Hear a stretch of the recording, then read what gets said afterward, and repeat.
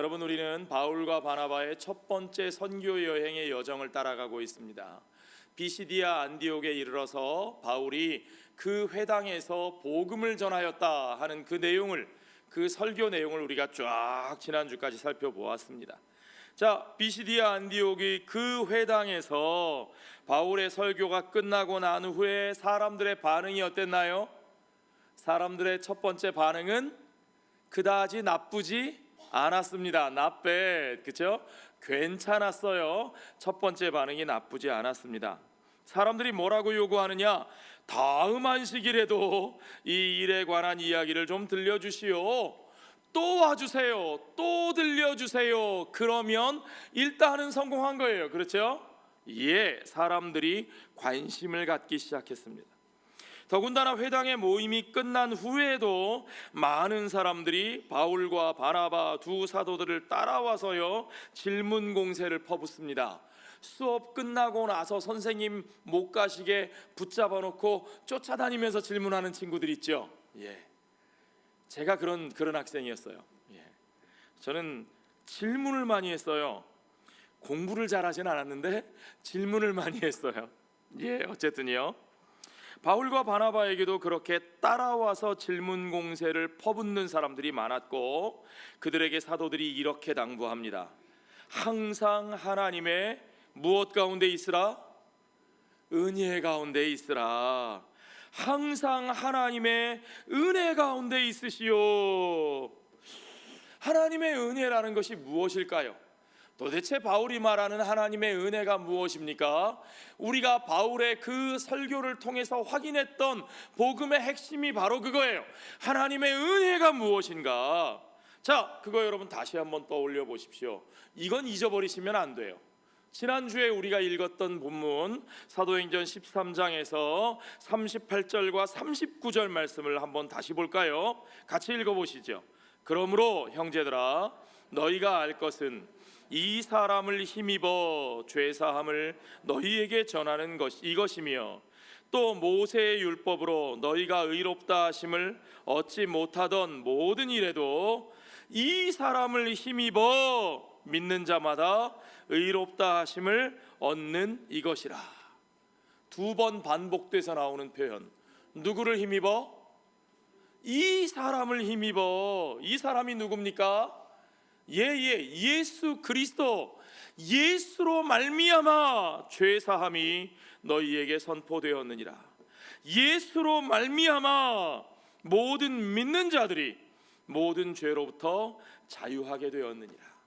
죄사함의 선포도, 모든 믿는 자들이 자유하게 되는 것도, 그 모든 것이 다 누구로 말미암아?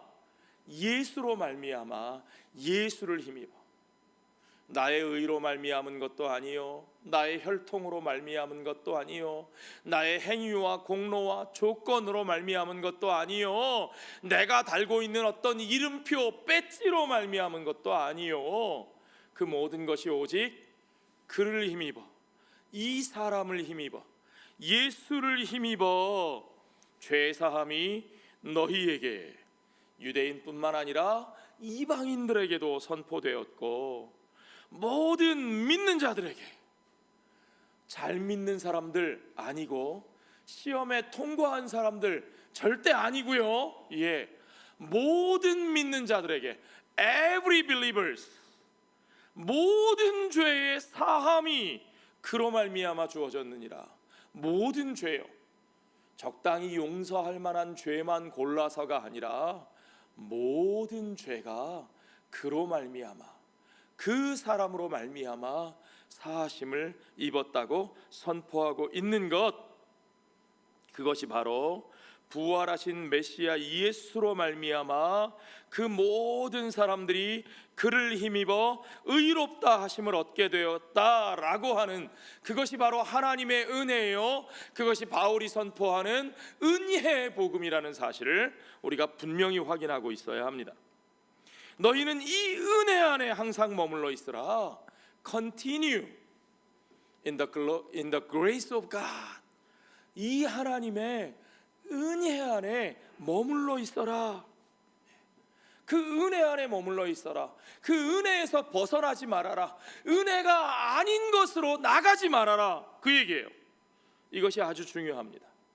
복음 앞에 나오는 자들에게, 복음에 반응하는 그들을 향해서 사도들이 가장 중요하게 권면한 것이죠. 어디서 들은 얘기 같아요. 은혜 안에 머물러 있어라. 어디서 들은 얘기입니까, 여러분? 혹시 기억나세요? 처음에 이방 땅에 교회가 처음 생기던 곳 어디죠? 비시디아의 안디옥이 아니라 어디의 안디옥? 수리아의 안디옥, 시리아의 안디옥에 복음이 처음 전해질 그 당시에 이방인들 가운데 복음이 전해지고 교회가 세워진다는 이야기를 듣고는 예루살렘의 사도들이 바나바를 그곳으로 보냈습니다. 바나바가 그곳에 가서 그들을 보면서 그가 이르러 하나님의 은혜를 보고 기뻐하여 그랬어요. 하나님의 은혜가 그들에게 임하는 것을 보고 바울이 기뻐하여 모든 사람에게 말하기를 굳건한 마음으로 어떻게 하라? 주와 함께 머물러 있으라. 하나님의 은혜가 그들에게 임하는 것을 보고 기뻐하면서 바로 그 은혜를 주신 주님과 함께 그 은혜 안에 너희가 머물러 있어라. 이것이 너무나 중요합니다. 하나님의 은혜 앞에서 그 은혜를 받아들이는 우리들의 태도, 우리들의 반응이 어떠한가, 이것이 너무나 중요하다는 거예요. 바나바는 그 이방인들에게 하나님의 은혜가 부어지는 것을 보고 기뻐하였다 그랬고, 또한 그 은혜에 대해서 그 은혜를 받는 자들에게 너희가 오직 그 은혜 안에 머물러 있어라. 은혜가 아닌 다른 것으로 벗어나지 마라. 이탈하지 마라. 여러분, 첫째 어떻게 해야 된다고요? 그 은혜를 보고 어떻게 해라? 기뻐해라. 두 번째는 그 은혜 안에 어떻게 해라? 머물러 있어라. 은혜에서 벗어나지 마라. 이탈하지 마라. 자, 그러면 여러분, 우리가 그 은혜 안에 머물러 있으려면 도대체 어떻게 해야 됩니까? 여러분, 우리가 한 번 은혜 받았다고 계속 은혜 안에 삽니까? 아니죠. 그러지 못할 때가 너무 많죠.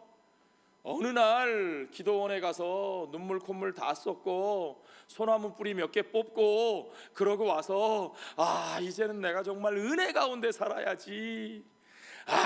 내가 이제는 진짜 잘 살아보자. 그러고 왔는데 내 눈앞에 그 사람이 딱 나타나는 순간 바로, 그죠? 이게 은혜가 안 되는 거죠. 내 눈앞에 그 일이 딱 터지는 순간 벌써 은혜가 안 되는 겁니다. 우리가 하나님의 은혜 안에 머물지 못하는 일이 너무나 많아요. 왜요? 왜? 여러분, 우리가 그 이유를 한번 생각해 보죠. 우리가 하나님의 은혜 안에 머물지 못하게 되는 이유가 뭡니까?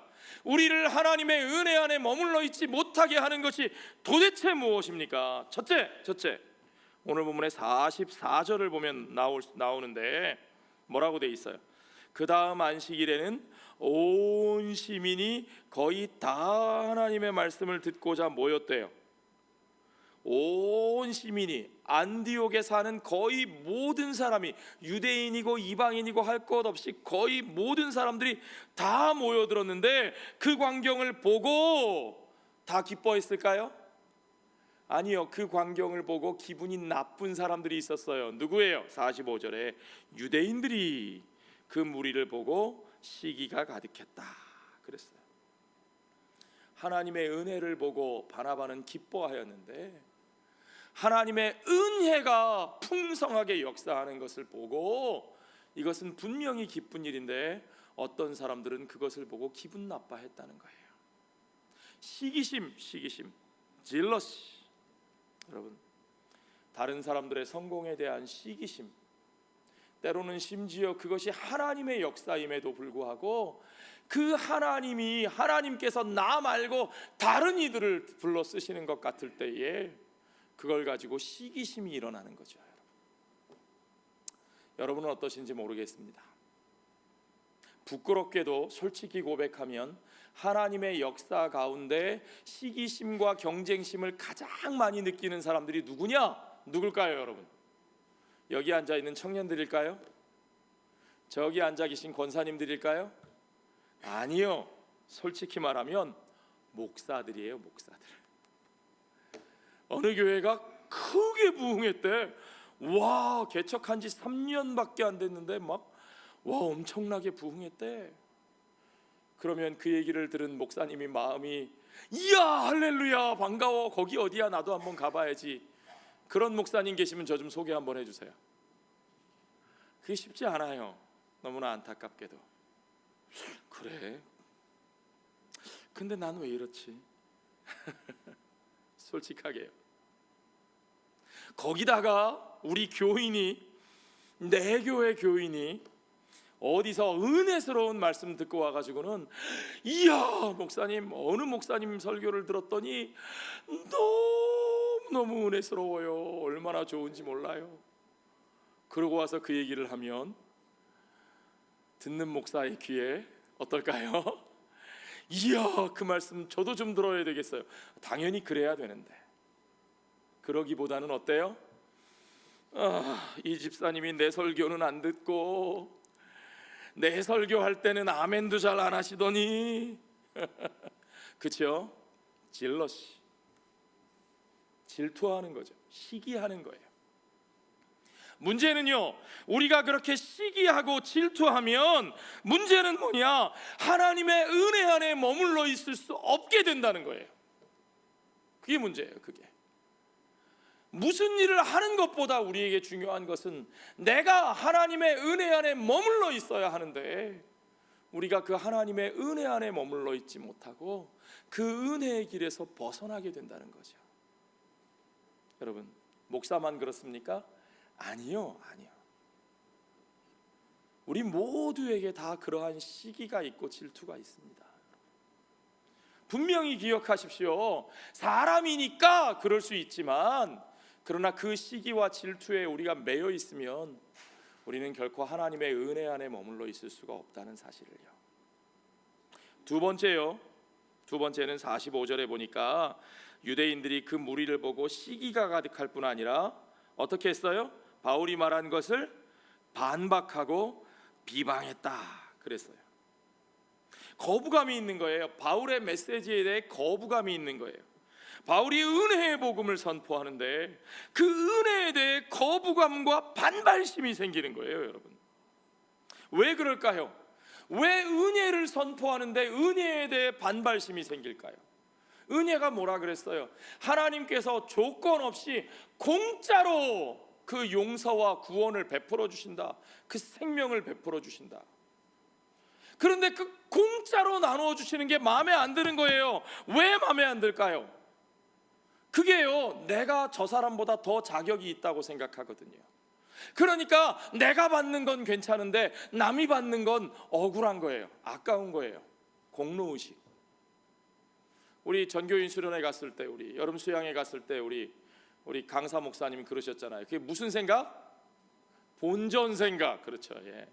자꾸 본전 생각이 나는 거예요. 내가 여기까지 오려고 얼마나 애썼는데, 내가 이걸 얻으려고 얼마나 노력했는데. 그런데 여러분 생각해 보세요. 그게 사실이에요? 아니에요. 착각이에요. 우리가 여기까지 온 게 내 노력 때문이에요? 아니에요.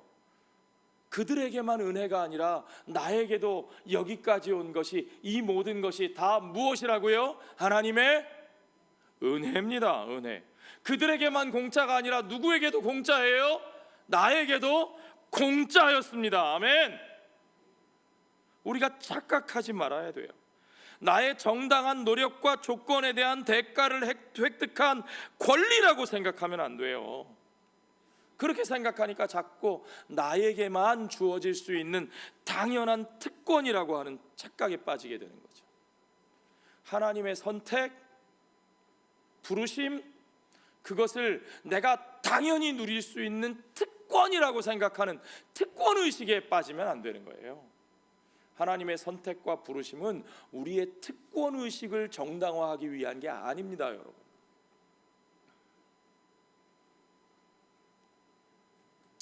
유대인들의 이런 잘못된 특권의식에 대해서 예수님께서 비유로 설명하셨던 거 기억나시죠? 포도원 주인과 일꾼들에 대한 이야기. 포도원 주인이 불러다가 정당한 임금을 정하고 일을 시킨 그 일꾼에게 주인은 정당한 임금을 주었습니다. 그런데 그 일꾼이 정당한 것을 받았음에도 불구하고 화가 나요. 왜 화가 났을까요? 자기가 받은 것 때문에 그런 게 아니라 자기만 못하다고 생각되는 사람들, 자기보다 자격이 없다고 생각하는 사람들, 중간에 불러온 일꾼, 저녁 다 돼서 불러온 일꾼, 그들은 조금밖에 안 했는데 왜 나하고 똑같이 주시나? 주인이 자기에게 잘못한 것이 아니고 그들에게 은혜를 베푼 것인데 그 은혜를 보고 화가 나는 거죠. 반발심이 생기는 거예요. 거부감이 생기는 거예요. 그래서 따지는 거죠. 뭐라고 따져요? It's not fair. It's not fair. 그보다 더 중요한 비유가 있죠. 집 나간 아들과 그 아들을 맞아들이는 아버지의 이야기. 둘째 아들이 돌아와 그 아버지가 그를 맞아주고 그의 모든 권리를 회복시켜 줄 때에 큰 아들이 그것을 보면서 화가 납니다. 화가 나요. 왜요? 나는 그런 대접을 못 받아본 것 같아요. 아니요. 자기가 가지고 있는, 자기가 누리고 있는 그 모든 것이 다 아버지의 것인데 사실은 아버지가 자기 동생에게 해주는 것이 아깝고 부당하게 생각되는 거예요. 그건 자기에게 주신 것이 은혜가 아니라고 착각하고 있기 때문에 그런 거죠.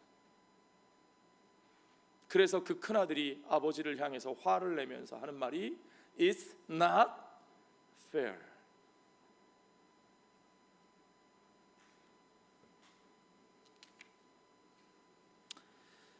유대인들이 화가 난 이유는 자기들이 서 있는 그 자리, 자기들이 하나님의 백성으로 살고 있는 그것, 자기들이 누리게 될 그 하나님의 나라의 회복의 역사가 자기들 스스로 지켜낸 율법의 의로 말미암은 것이라고 착각하기 때문입니다. 그러므로 자기들처럼 율법을 지키지 않고는, 그러므로 자기들처럼 율법의 사람이 되어 자기들과 같은 규례 아래 있지 아니한 자가, 그러한 자가 자기들과 똑같은 은혜를 받는다. 아니요. 그건 안 된다는 거예요. 받아들일 수 없다는 거예요. 여러분 오해하지 마십시오. 원래부터 구약 성경이 이방인들을 받아들이지 않았느냐? 그렇지 않습니다. 유대인들도 처음부터 이방인들을 받아들이지 않았느냐? 아니요, 그렇지 않아요. 모세의 오경에 보면 이방인 가운데서 개종자를 받아들이도록 되어 있고, 선지자들도 하나님의 역사가 이방 가운데 펼쳐질 것이라고 말씀을 하셨고, 유대인들도 그것을 읽고 믿고 알고 있었어요. 그러니까 유대인들도요, 사실은 개종하는 이방인들은 받아들였을까요? 안 받아들였을까요? 받아들였어요. 예. 지금도 유대인들한테 가서 물어보세요. 우리가 유대교로 개종할 수 있습니까? 없습니까? 내가 유대인이 아닌데요. Sure, 개종할 수 있습니다. 그렇게 말해요. 예, 개종할 수 있습니다. 그럼요. 유대인이라고 하는 것은 단순히 혈통만을 얘기하는 것이 아닙니다. 그들이 그래요, 여러분. 오해하시면 안 돼요. 우리가 유다이즘을 너무 오해할 필요는 없어요. 구약 성경도 그렇게 말하지 않거든요. 그러나 문제는 뭐냐 하면, 우리가 그와 같이 유대인이 되려면, 하나님의 백성이 되려면 조건이 있다는 거예요. 그들처럼 율법을 지켜야 한다는 거예요. 그들과 같이 되어야 한다는 거예요. 그들과 같이 되어야 한다는 거예요. 그들처럼 살아야 한다는 거예요. 그러나 사도들이 전한 복음은 무엇입니까? 우리는 그 율법을, 모세의 율법을 지키는 것으로도 얻을 수 없었던, 우리가 온전히 지킬 수 있다면 얻을 수 있을지 모르겠으나, 그러나 누구도 온전히 지킬 수 있는 사람이 없기에 우리가 그 율법을 통해서는 얻을 수 없었던 의롭다 칭하심을 받는, 의롭다 칭하심을 받는 하나님의 백성이 되는 그 놀라운 영광을 그 율법의 과정을 거치지 아니하고, 그 율법의 의가 아니라 오직 예수 그리스도의 의를 힘입어, 오직 예수 그리스도를 믿음으로 말미암아, 오직 하나님의 은혜로, by His grace, by the grace of God,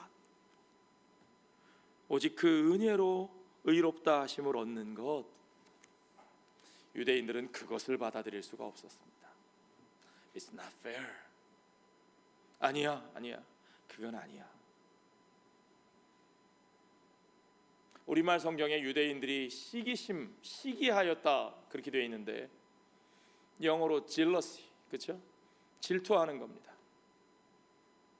영어로 jealousy하고 비슷한 단어가 또 하나 있는데 그것이 zeal이라는 단어입니다. zeal, Z-E-A-L, zeal. 여기서 나온 단어가 zealot, 열심당이라는 말이죠. 열심당. 유대인들에게 있어서는 이것은 단순한 시기와 질투가 아니라 이것이 그들의 열심입니다. 그들의 신앙에 대한 열심, 그들의 율법에 대한 열심, 그들의 민족에 대한 열심, 자기들의 전통에 대한 열심, 궁극적으로 이것은 그들이 믿는 하나님에 대한 열심. 그들은 이것을 하나님에 대한 열심이라고 생각했어요.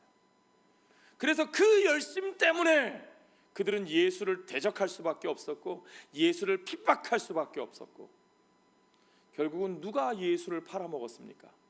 열심당들이 팔아먹었어요. 열심당들이. zealot. 그 열심이 있는 자들, 자기들이 소중히 여기던 그것에 대한 자기들의 전통과 자기들의 율법과 자기들의 종교와 자기들의 민족과 자기들의 이름과 자기들의 조상과 그리고 자기들의 하나님,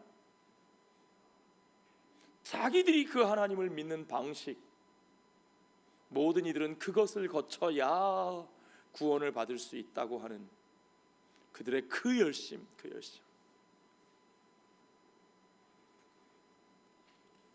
그리고 그 열심을 부인했을 때 그들에게는 분노가 치미는 거죠. 그 분노가 결국 누구를 죽였다고요? 그 분노가 결국 예수 그리스도를 죽인 겁니다. 여러분. 우리에게도 그런 열심이 있지 않습니까? 우리 것에 대한 열심, 내가 가진 확신에 대한 열심. 우리는 어떤 때는 그 열심으로 교회도 세운다고 생각하고, 그 열심이 있어야 선교도 된다고 생각하고, 그 열심으로 하나님 나라를 이룰 수 있다고 생각하고, 그렇죠? 열심이 있어야지, 열심. 네.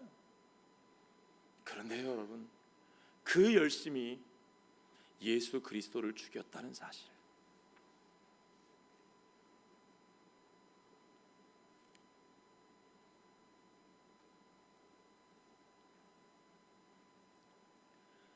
바울과 바나바는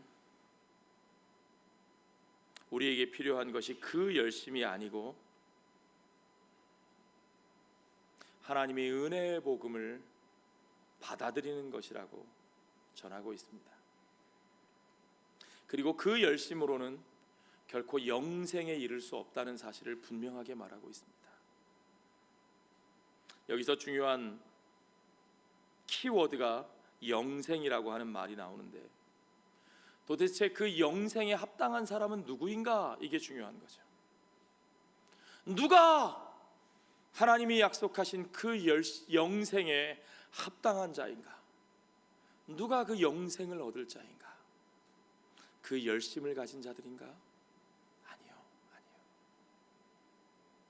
46절부터 볼까요? 바울과 바나바가 담대히 말하여 이르되 하나님의 말씀을 마땅히 먼저 너희에게 전할 것이로되 너희가 그것을 버리고 영생을 얻기에 합당하지 않은 자로 자처하기로 우리가 이방인에게로 향하노라. 자, 그들이 스스로 영생을 얻기에 합당하지 않은 자로 자처했다고 바울이 말하고 있어요. 그들이 어떻게 영생을 얻기에 합당하지 않은 자로 자처하였는가? 무엇이 그들을 그렇게 만들었는가? 바울과 바나바가 선포한 하나님의 은혜의 말씀, 화평의 복음, 하나됨의 복음, 차별이 없는 복음, 그것을 그들이 거부했다는 거죠.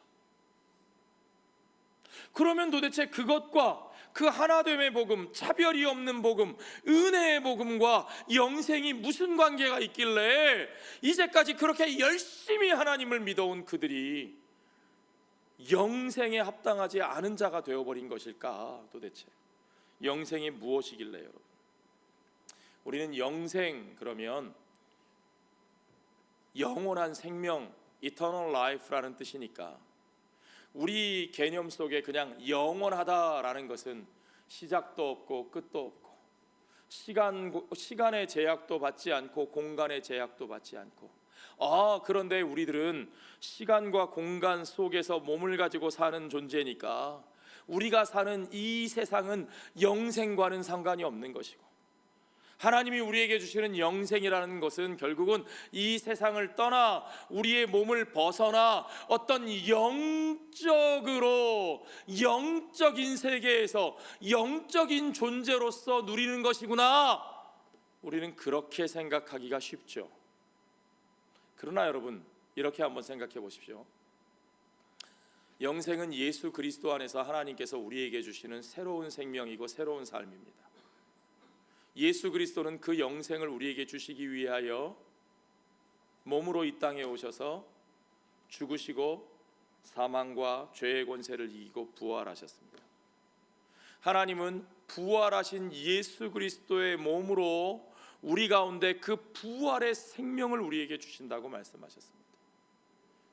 그와 함께하여 그냥 단순히 영적인 부활이 아니라 예수 그리스도, 몸으로 부활하신 예수 그리스도와 함께 마지막 날에 다시 부활하여 부활의 첫 열매 되신 예수 그리스도와 함께 온전히 다시 부활의 몸으로 이 땅에서 우리가 사는 것을 주께서는 우리에게 주시는 영원한 생명이라고 말씀하고 계십니다. 그것이 그리스도 안에서 우리에게 주신 생명이고 새로운 삶이에요. 그럼 영생은 무엇입니까? 우리가 이제까지 생각하던 그냥 저 세상에 가서 육신을 벗어난 영적인 존재로 마치 유령이나 귀신처럼 그렇게 저 세상의 삶을 사는 것이 영생이다? 그런 개념을 가지고 성경을 읽어보세요. 성경 어디에도 그런 식의 저 세상에 가서 영적으로 영원히 거하는 삶에 대한 영생의 이야기는 별로 많이 나오지 않습니다. 그리스도의 몸의 부활과 함께 우리에게 주시는 새로운 생명, 새로운 삶을 얘기하고 있죠, 성경은. 그럼 도대체 영생은 무엇이냐? 하나님의 언약 백성에게는 두 가지의 삶이 있습니다. 하나님의 언약 백성의 삶의 과정에는 오직 두 가지 시대만 있습니다. 한 가지는 지금 오늘 우리가 사는 이 현실의 시대고요, 또 한 가지는 오고 오는 세대 속에서 The coming age, 오는 시간 속에서 하나님이 우리 가운데 그 약속을 이루어 주실 바로 그 시간이죠. 그 시간. 여러분, 우리가 지난 한 주간 동안 출애굽기를 읽었는데요, 그렇죠? 출애굽기 11장부터 16장까지 15장까지 읽었나요? 말씀을 읽었는데 드디어 이스라엘 백성들이 애굽을 나갑니다. 애굽을 빠져나갑니다. 그때 그 출애굽 사건의 아주 키 열쇠가 되는 중요한 메시지가 있어요. 그 약속이 무엇이냐? 요셉이 죽을 때의 유언으로 남긴 말. 요셉이 죽을 때 창세기 50장 26절에 보면 뭐라고 되어 있느냐? 내 시신을 가지고 함께 나가달라라고 말하면서 요셉이 자기의 형제들과 자손들에게 뭐라고 말하느냐? 여호와께서 당신들을 돌보시리이다. 여호와께서 당신들을 돌보시리이다. 이스라엘 백성들이 이 요셉의 말을 기억합니다. 모세가 그 말을 기억하고 유월절, 첫 번째 유월절 그 애굽을 떠날 때에 모세가 직접 요셉의 그 유고를 챙겨서 들고 나가면서 요셉이 했던 유언을 이스라엘 사람들에게 말해요. 그 말을 이렇게 인용합니다. 출애굽기에서는 여호와께서 너희를 찾아오시리라. 창세기에서 요셉이 여호와께서 당신들을 돌보실 것이다 하셨던 그 말씀을 출애굽의 공동체는, 모세는 여호와께서 우리를 찾아오실 것이다, 그렇게 이해하고 있는 거예요. 여호와 하나님이 그런 하나님이십니다. 하나님의 약속이 그것입니다. 그의 백성을 버려두지 아니하시고 그들의 고통 가운데 찾아와 돌보시는 하나님. 우리에게 오는 시대 언약 백성들이 기다리는 삶, 그 구원의 역사, 그 구원의 새 생명은 언제 이루어지느냐? 하나님이 그 백성을 돌보시기 위하여 그들 가운데 찾아오시는 그날에 이루어집니다. 아멘. 우리에게는 딱 그 두 시대가 있는 거예요. 오늘 고통 가운데 사는 우리들의 시간, 그리고 하나님께서 그 언약을 이루시기 위하여 우리를 찾아오사 그 고통 가운데서 우리를 돌보시는 그날에 바로 우리에게 새로운 삶이 열리는 거죠. 지금 이 시대와 오는 시대 속에서 여호와께서 오셔서 그 백성들의 고통을 돌보시는 시대. 성경이 말하는 영생이라고 하는 것은요, 하나님이 약속하신 오는 시대의 바로 그 생명, the life of the coming age, the life of the coming age. 하나님이 우리에게 약속하신 바로 그 오는 시대에 주시는, 우리에게 주시는 새로운 생명, 새로운 삶. 여러분, 그렇다면 영생이 그러한 것이라면 은혜의 말씀과 화평의 복음을 거부하는 것은 어째서 그러한 영생을 얻기에 합당하지 않은 자가 되는 것인가? 이게 중요하죠? 어떻게 그렇게 되는가? 그 이유는요, 하나님이 그들을 부르신 부르심이 처음부터 그 은혜의 말씀과 화평의 복음을 증거하는 증인으로 삼으시기 위하여 부르신 것이거든요. 그들과 언약을 맺으신, 그들을 언약 백성으로 삼으신 하나님의 목적이 처음부터 그 은혜를 선포하는 것에 있었고, 누구에게요? 그들뿐만 아니라 온 열방 가운데 처음부터 그 화평의 복음을 선포하시는 것이었어요. 누구에게요? 유대인들에게만이 아니라 이방인들 가운데, 하나님과 그들 사이에, 유대인과 이방인 사이에, 종과 자유인 사이에, 남자와 여자 사이에, 그 모든 갈라진 것들 사이에 온전히 하나님이 창조하신 창조 본연의 그 관계를 회복하는 화해의 그 온전한 삶과 그 온전한 세상을 이루어 가시는, 만물을 하나 되게 하시는 주님의 역사. 그러므로 에베소서에서, 골로새서에서 얘기하시는 예수 그리스도의 구원의 역사로 이루시는 그 모든 하나님의 목적이 만유 안에서 만유를 하나 되게 하시는, 온 세상을 예수 그리스도 안에서 통일하시는, 화해케 하시는 하나님의 역사인 것을 여러분 믿으시기 바랍니다. 하나님은 처음부터 이스라엘 백성을 그것을 위해 부르셨다는 거예요. 그것이 오는 시대를 향한 하나님의 목적이었고, 그것이 그들을 택하여 부르신 하나님의 목적이었다는 거예요. 그 얘기가 47절에 나와 있습니다. 주께서 이같이 우리에게 명하시되 내가 너희를 무엇으로 삼아? 이방의 빛으로 삼아. A light of the Gentiles. 너로 어디까지? 땅 끝까지 구원하게 하리라 하셨느니라. 이 말씀은 이사야 선지자를 통해서 주신 말씀이죠. 이사야서 46장 9절을 그대로 인용한 거예요. 물론 번역 과정에서 조금 바뀌었습니다.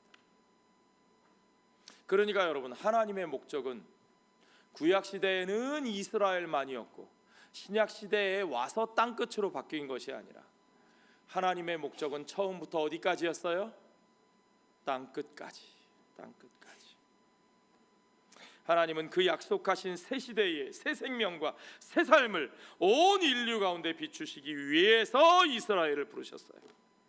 하나님이 이루고자 하신 새 시대의 새 생명은 예수 그리스도 안에서 하나님의 은혜와 자비로 이루시는 죄사함과 용서와 품어 안으심으로 말미암아 성취하시는 화해와 하나됨의 삶이에요.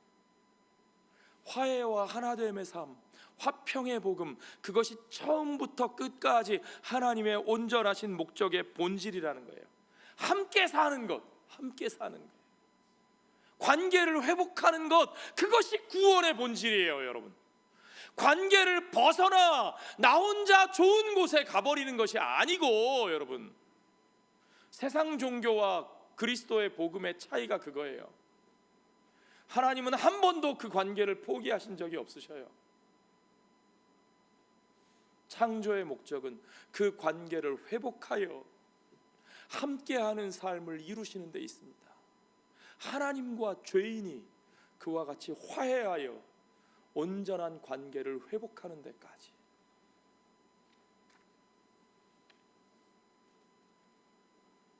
그 모든 것들이 이루어질 때 마침내 온전히 모든 것이 바로잡히는 새로운 역사의 시대, 새 시대, 새 시대, 오는 시대, 위대한 회복의 시대, 그 시대가 열리는 거예요. 그것이 바로 메시아의 시대예요. 하나님의 백성은 그것을 이루기 위해서 부르심을 받은 존재들이에요. 이것이 선지자 이사야에게 주신 약속이에요. 이사야서 46장 9절의 표현대로 보면 이렇게 돼 있어요. 내가 너를 이방의 빛으로 삼아 너로 땅끝까지 구원하게 하리라. 땅끝까지 구원하게 하리라. 이사야서 표현대로 읽으면 이렇게 되어 있습니다. 그가 이르시되 내가 나의 종이 되어 야곱의 지파들을 일으키며 이스라엘 중에 보존된 자를 돌아오게 할 것은 매우 쉬운 일이라. 그게 무슨 말이에요? 이스라엘을 구원하고 이스라엘의 12지파를 보존하는 것은 그건 너무 쉬운 일이라는 거예요. 간단한 일이에요. 그거는 어떻게 하면 돼요? 하나님이 막강한 군대를 보내셔서 천군과 천사를 보내셔서 주위의 모든 민족들, 무슨 애굽과 바벨론과 아수르와 에돔과 모압과 블레셋과 기타 등등 모든 족속들 다 쓸어버리면 돼요. 그냥 이스라엘만 구원하려면, 12지파만 회복하려면요. 그러면 되죠. 그까짓 거 하나님께 큰일이에요? 아니요, 그거 아무것도 아니에요. 그런데 하나님이 그렇게 안 해주신다는 거죠. 이스라엘의 선지자들이 그것 때문에 답답했어요. 하나님 도대체 언제까지 이렇게 하시려고 합니까? 왜 안 해주십니까? 그걸 저 악한 자들의 손에서 우리가 이렇게 고통당하고 있는데 왜 안 해주세요 도대체? 왜 안 해주셨을까요? 하나님이 능력이 없으셔서요? 하나님의 힘이 좀 모자라서요? 이스라엘의 인구수가 모자라고 돈이 모자라니까 하나님이 조금 더 키우셔서 숫자를 좀 더 늘리시고 돈을 좀 더 많이 주시고 국방력을 강화하셔서 그래서 세계의 패권을 그들이 스스로 장악할 수 있게끔 하시려고 하나님께서 그래서 놔두시는 걸까요? 아니요, 여러분. 우리가 제일 착각하는 게 그거예요. 하나님이 기다리시는 날은 그날이 아닙니다. 우리의 힘이 세져야 그날을 이룰 수 있는 게 아니에요. 하나님은 언제라도 그런 정도의 일은 쉽게 하실 수 있는 일이 하나님이세요. 그러나 하나님의 목적이 그게 아니라는 거예요. 하나님의 목적은 무엇입니까? 다시 이사야서 46장 9절로 돌아가 보세요. 그건 쉬운 일이야. 그런데 내가 또 너를 이방의 빛으로 삼아 나의 구원을 베풀어서 어디까지? 땅끝까지, 바로 그 이방인들에게까지, 그들을 쓸어버리는 것이 목적이 아니라 네가 그들에게까지, 그 땅끝까지 가서 그들의 빛이 되어서 그들에게 나의 구원이 이르게 하는 것, 그들도 나의 구원의 은혜를 받게 하는 것. 아멘. 그것이 우리 하나님의 뜻입니다. 그것이 처음부터 우리 하나님의 목적이에요. 하나님은 그걸 위해 우리를 부르셨다고요. 그런데 우리의 머릿속에는 언젠가 내가 힘을 키워서 저것들 쓸어버리고 내가 저 위에 올라서야지, 그 생각만 들어있으면 어떻게 되겠어요? 그건 하나님의 길이 아닙니다, 여러분.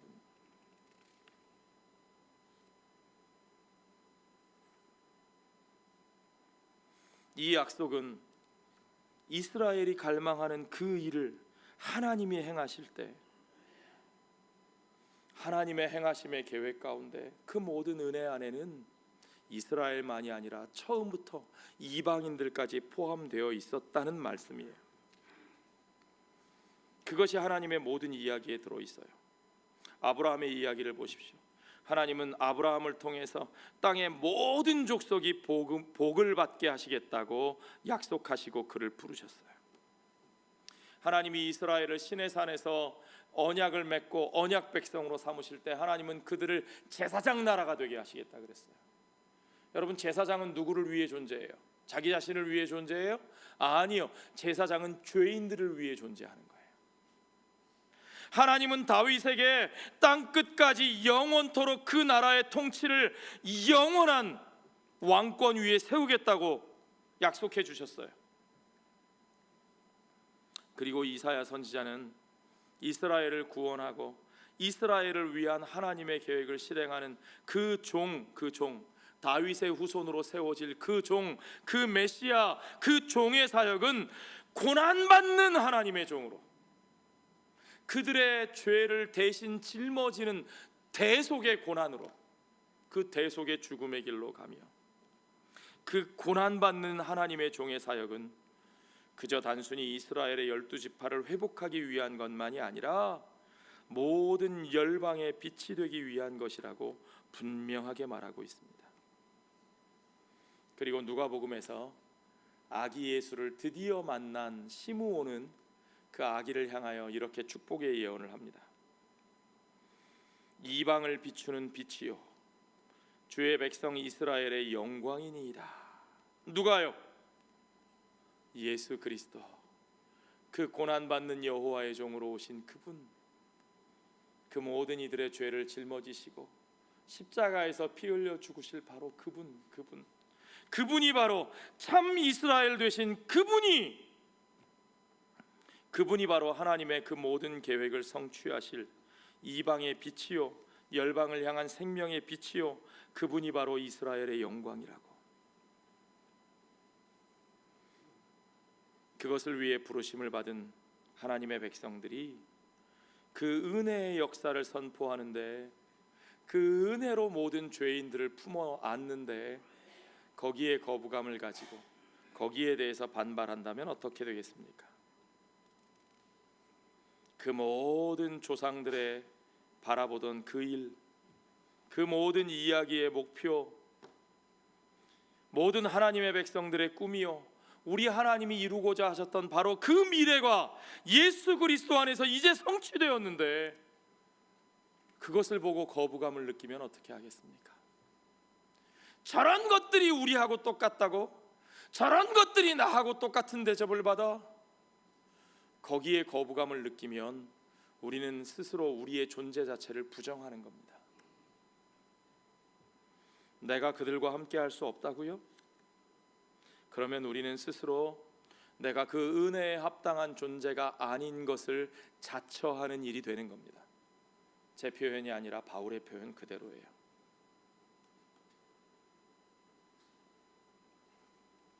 오히려 반대로 참 놀랍게도 무슨 하나님의 언약이니 무슨 언약 백성의 삶이니 무슨 메시아니 하는 것들은 알지도 못했던 이방인들은 오히려 하나님이 선포하시는 이 복음의 이야기를 바로 보았고, 정말 놀라운 일이죠.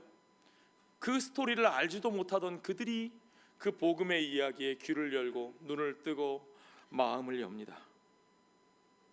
놀라운 일이에요. 그들이 바울이 증거하는 그 복음의 이야기를 따라서 하나님의 새 시대, 부패와 타락과 인간의 모든 존재를 좌절시킬 수밖에 없는 그 모든 어둠에서부터 건져주시는 그 은혜가 그들에게도 차별 없이 값없이 주어졌다는 그것을 믿음으로 받고 기뻐하며 그 은혜 안에 머물게 되었다는 사실입니다. 이게 하나님이 행하시는 일이에요. 48절에 보니까 이방인들이 듣고 기뻐하여 하나님의 말씀을 찬송하며 영생을 주시기로 작정된 자는 다 믿더라. 여기 작정이라는 말이 나와요. appointed, 예정된 자들, 예정된 자들, 예약된 자들.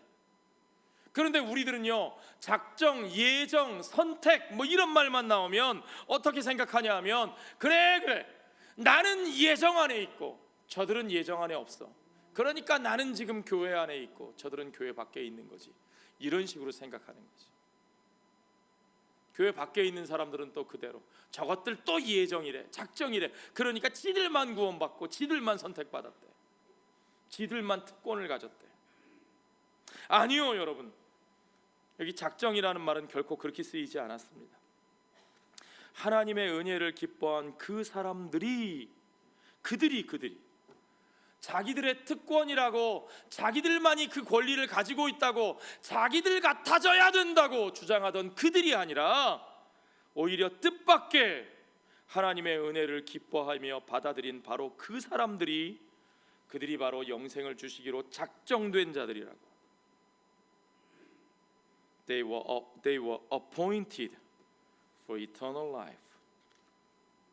그들이 바로 작정 안에 있는 자들이라고. 그래서 이사야 선지자는 말했죠. 하나님의 뜻과 우리의 뜻은 같다 다르다? 다르다.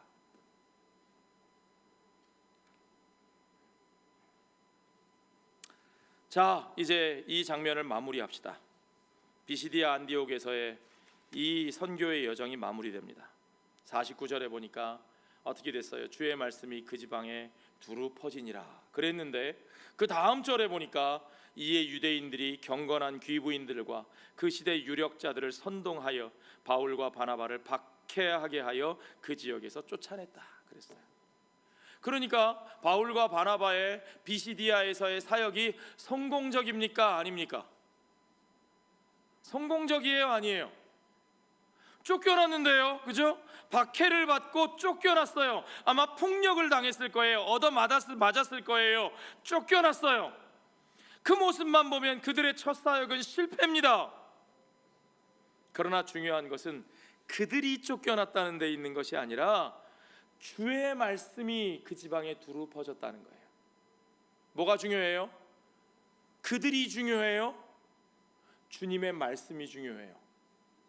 주님의 말씀이 중요해요. 그들에게는 그렇게 적용하죠. 나는 박해받고 오해받고 미움받고 두들겨 맞고 쫓겨났어요. 아무것도 얻지 못했어요. 하나님의 말씀은 두루 퍼졌어요. 나예요, 나. 그들이 아니고 나. 여러분 각자 나 해보세요. 자, 그러면 이 일은 잘된 거예요, 잘못된 거예요? 내가 중심이 되면 잘못된 거지만 주의 말씀이 중심이 되면 잘된 거예요. 아멘. 내가 중심이 되면 항상 잘못된 것 같지만 하나님의 말씀이 중심이 되면 그 모든 것에 결코 실패하지 아니하시는 하나님이 역사하시는 것을 여러분 믿으시기 바랍니다. 모든 걸 내 중심으로 보면 제대로 된 게 하나도 없어요. 그러나 하나님의 역사의 차원에서 보면 하나님은 결단코 실패하지 아니하시는 하나님이신 것을 여러분 믿으시기 바랍니다. 그러니까요 여러분, 그들이 그렇게 박해받고 쫓겨났지만 결국에는 예수님이 그 제자들을 파송하실 때 이렇게 되리라 하신 그 말씀대로 그대로 된 거예요. 그렇죠? 51절에 보세요. 두 사람이 그들을 향하여 발에 티끌을 떨어버리고, 이게 복음서에 예수님이 그렇게 하라 그러셨잖아요. 그죠? 티끌을 떨어버리고 가면서도 그들에게는 이를 갈며 간 게 아니에요.